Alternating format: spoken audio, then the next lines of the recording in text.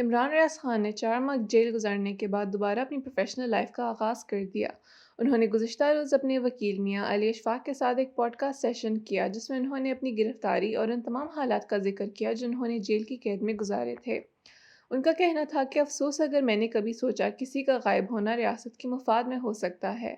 اپنے وکیل میاں علی اشفاق کے ساتھ کراس ایگزامینیشن نامی پوڈ کاسٹ میں بات چیت کے دوران انہوں نے یہ بھی کہا کہ تکلیف زیادہ تب ہوتی ہے جب کوئی اپنا مرتا ہے۔ تاحال اس کی تصدیق نہیں ہو سکی کہ عمران ریاض خان نے اتنا عرصہ کہاں، کن حالات میں اور کس کی تحویل میں گزارا۔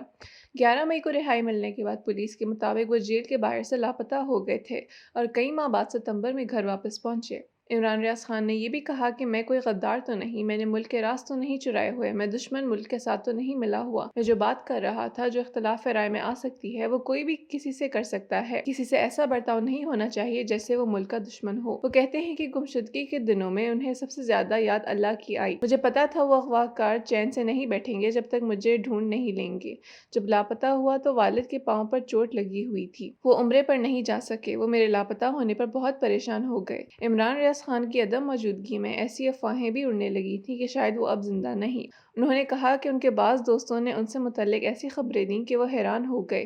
ایک دوست نے کہا ہم چاہتے تھے پریشر بنے، میں نے کہا تم نے میرے گھر پر پریشر ڈال دیا تھا۔ وہ یاد کرتے ہیں کہ بازیابی کے بعد کوئی مجھے گلے لگانے آیا تو کوئی میرا تماشا دیکھنے آیا، کوئی مجھے حوصلہ دینے آیا، کوئی دعا دینے اور کوئی مخبری کرنے۔ انہوں نے بتایا کہ آج بھی انہیں بولنے میں کچھ دقت ہوتی ہے، جب میں واپس آیا تو بول نہیں پا رہا تھا، ابھی بھی پرابلم ہو تو معذرت چاہتا ہوں۔ انہوں نے بتایا کہ وہ پچھلے چند دن سے بولنے میں بہتری محسوس کر رہے ہیں اور اسی لیے وہ پوڈ کاسٹ میں شریک ہوئے۔ میں بول رہا ہوں اور بہتر بولوں گا، کسی کو غائب کرنے کا کبھی کوئی جواز نہیں ہوتا۔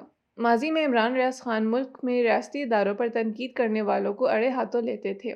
انہوں نے لاپتہ افراد کی بازیابی کے لیے منعقد ایک احتجاج کی طرف اشارہ کرتے ہوئے کہا تھا کہ یہ لوگ ملک کے ساتھ غداری کرتے ہیں اور اداروں پر حملہ کرتے ہیں۔ لیکن عمران ریاض کے بقول وہ پہلے اس معاملے کی شدت کو اس قدر محسوس نہیں کرتے تھے جتنا اب کرتے ہیں۔ بازیابی کے بعد پہلی بار ایک پوڈ کاسٹ میں شرکت کرتے ہوئے انہوں نے کہا کہ مجھے آج افسوس ہے کہ میں نے کبھی زندگی میں یہ سوچا بھی تھا کہ اگر کوئی غائب ہوا تو اسے کبھی ریاست کی مفاد میں بھی ہو سکتا ہے۔ نہیں، میں ان سارے لوگوں سے معافی مانگتا ہوں جن کا دل دکھا۔ انہوں نے واضح کیا کہ کسی کو غائب کرنے کا کبھی کوئی جواز نہیں ہوتا۔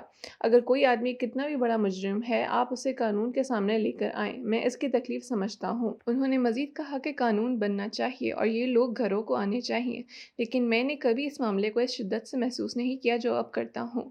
مجھے اس کا افسوس ہے۔ میری زندگی رہی اور میں بولتا رہا تو کوشش کروں گا یہ قرضہ اتارنے کی، لیکن ان کے مطابق غیر قانونی ہتھ کنڈوں اور تشدد کا کوئی جواز پیش نہیں کیا جا سکتا۔ اس سب کے باوجود عمران ریاض آج بھی پیکا قانون کی حمایت کرتے ہیں جس کے تحت آن لائن مواد میں ریاستی اداروں پر تنقید کرنے پر صحافیوں کے خلاف کارروائی ہو سکتی ہے۔